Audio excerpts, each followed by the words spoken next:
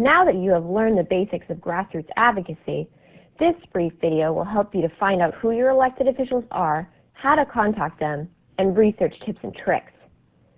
If you are looking to connect with your federal elected officials, such as your senators or House of Representative members, you can go on www.govtrack.us and type in your address, state, and zip code, and your representatives will appear.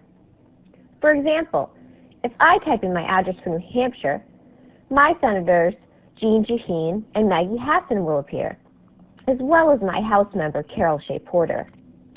It is important to remember to put in your full street address and zip code down, as your state may have several House of Representative members who will be split up into districts, and only the representative who serves the district your house was located will be considered your elected official.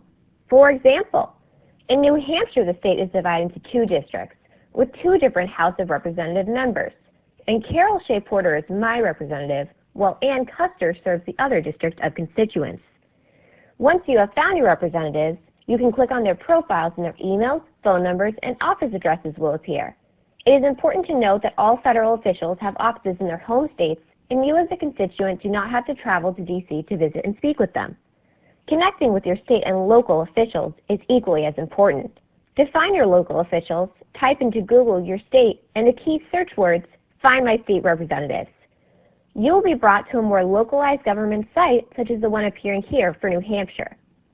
Each state is required to have a public website with representatives listed and contact information available. Again, it is important to remember to type in your exact address, as your local representative will be based on what district you live in your state. Now that you know who your representatives are, researching their interests and backgrounds could better prepare you for a meeting, phone call, or interaction with them. Through the www.govtrack.us website, you can find out what issues they care about. Are they passionate about the environment, defense, health, and/or education? This can be useful information to know, as it can help shape your talking points and provide you with a stronger story and conversation.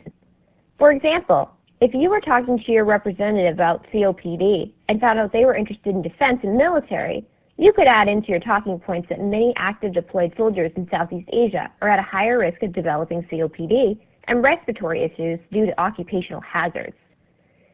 If you were talking to a different senator about COPD and found out they were more passionate about the environment, you could change your talking points to discuss how air pollution and traffic congestion is also very concerning to the COPD community because it can lead to future exasperations.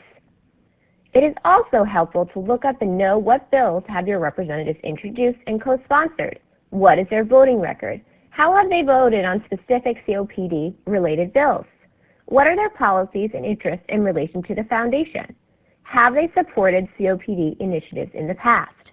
Lastly, one way to find out if they are a supporter of the COPD community is to find out if they are on the U.S. Congressional COPD Caucus.